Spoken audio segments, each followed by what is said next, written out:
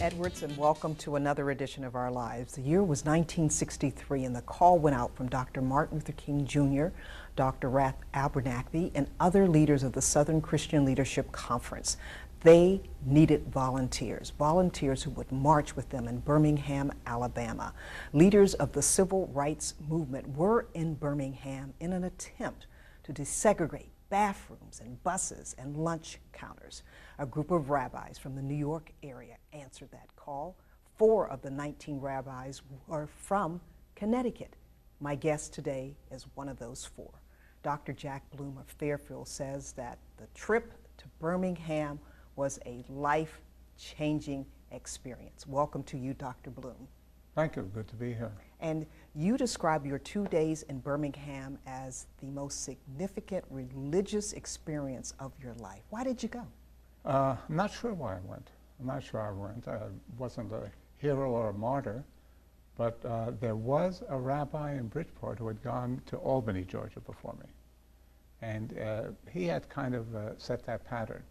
But when we were at the convention, one of the bigwigs got up and talked about how we Jews could be silent when things were going on in our country if we weren't silent about what the Nazis had done to us. So one of the rabbis got up and said, well, what can we do? Another one said, well, why don't we call Dr. King? And Dr. King came back with that answer: you can come down and march with us. And 19 of us went, and of course the 4 Connecticut guys. Now tell us about the reception in Birmingham. Well, the Southern Christian Leadership Conference came to meet us at the airport. We got in there about 2 a.m. Flying from LaGuardia. We got in there about 2 a.m. And they took 15, I don't know how they separated us, the Connecticut guys, from the others. They took about 15 to the A.G. Gaston Motel. And Black-owned? Black-owned. A.G. Gaston had done well for himself, and he had very built prominent this in the motel. Birmingham area. And they took the 4 from Connecticut, and they didn't know quite what to do with us because there were only room for 15 at the A.G. Gaston. So they found another hotel, hoped that we could get in there. We picked, as I joke sometimes, the most Anglo-Saxon looking of us, Rabbi Stanley Kessler, who is alive and well in Hartford now. He's just about to retire. And we sent him in, and he came out and he said, guys, there's room at the inn, as it were. There's room. And then the desk clerk came racing after him and said, gentlemen, I'm terribly sorry, but those rooms are spoken for. And what had happened was the word got around that you guys were in town. Yes. And each and every hotel you went to after that said no because they didn't want to give you shelter. They didn't want to give us shelter. So they had to go back to the Gascon. Well, what happened was this, we asked him, they were available, and now they're not available. He said, yes, we're waiting for a late flight into Birmingham. Of course, in 1963, there was no such thing. Now you describe Birmingham as a scary place. It was very scary. Why? When we walked there. Well, it was the time of Bull Connor. It was the time of the hoses and the dogs. And we have some pictures that we're going to look at while we're talking. Oh, okay. And now this is the 4 of you from Connecticut. No. That's me, and that's Rabbi Kessler. That's Kenny Bromberg. Oh, that's 3 from Connecticut and 1 from someplace else. Okay. The one on the left is Moshe Davidowitz. And then we're looking at the Gaston Motel right now, as it looked during that time. As it looked during that time. And it was at the Gaston when we got there. They only had room for 2 fellas in regular single beds. And Moshe Davidowitz, one of the guys, and I slept in the same single bed that night. You can imagine how bumping we were. Now, this is a news conference held by the leaders of SCLC, Dr. Martin Luther King, Dr. Fred Shuttlesworth, and Dr. Ralph Abernathy. And that was in the courtyard. That was in the courtyard of the A.G. Gaston. And this is the 16th Street Baptist Church. Tell us about your reception when you and the other rabbis came into the church. That was just astonishing. We came into the 16th Street Baptist Church, and people were singing. Outside shot of the church. Right. There, right? And people were singing, We Shall Overcome. And as we came in, they slightly adjusted the lyrics into the rabbis are with us, the rabbis are with us, We shall overcome some. Well, you can't imagine what a thrill that was to hear that. I mean, it justified everything we were doing, and it was at the top of their voices, and we had never experienced anything like that well, we've got to take a break.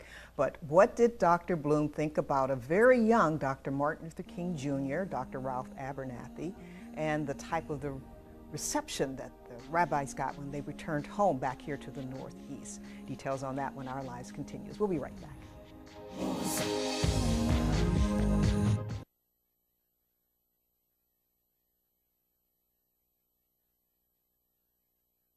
Welcome back. There comes a time in each of our lives when each of us has to put up or shut up because our actions speak louder than our words.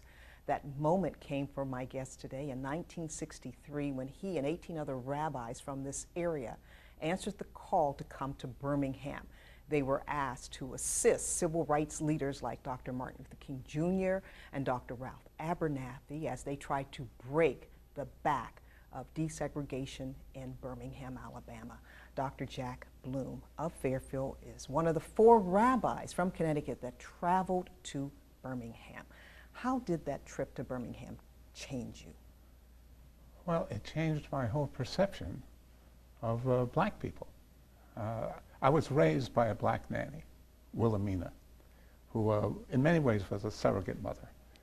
And the only black people I knew were the ones who washed my father's car, the ones who did menial work, and somehow being led by blacks, by Martin Luther King and Reverend Abernathy, just made an immense difference. It made an immense difference in starting to learn that black folks are people too. And you called it a Seder lesson.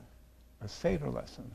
Well, yes, it made the Exodus from Egypt something real, going from slavery to freedom, very real. And you also said it made you colorblind. It made me, to a significant degree, it made me colorblind. I don't think anyone in the program remembers Al Jackson, who used to pitch for the Mets. But Al Jackson suddenly became just a pitcher, not a black ball player. And that was very significant for me.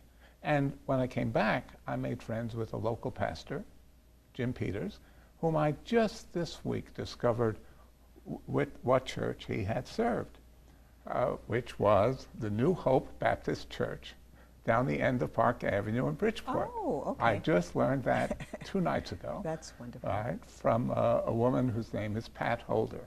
All right, now I have a question for you, and we have a picture. What did you think of a very young Dr. Martin Luther King Jr., very young Dr. Ralph Abernathy? Well, Martin Luther King Jr. was a majestic figure. He was a majestic figure. And I certainly sense that he changed this country more than anybody else has changed the country. The notion of a black president now. I mean, I would have never believed in 1963 that I would live to see the time when there'd be a black president of the United States. Never would have believed it. And MLK was the visionary. I mean, and he was a visionary after we were in Birmingham, the speech in Washington. Just a total... and a lot of people don't know, while Dr. King is the more prominent of the two that you see all the time in the forefront, but Dr. Ralph Abernathy was the backbone. He was the planner. Right. He was the one for the nuts and bolts of the civil rights movement. A lot of people don't give him credit for that because they didn't understand the role that he played. Yeah, I think that's true. I think that's true. But the symbol of it and the person who had immense guts, I'm not knocking Dr. Abernathy, because he was the planner of so much of this. And Dr. King probably couldn't have functioned without him.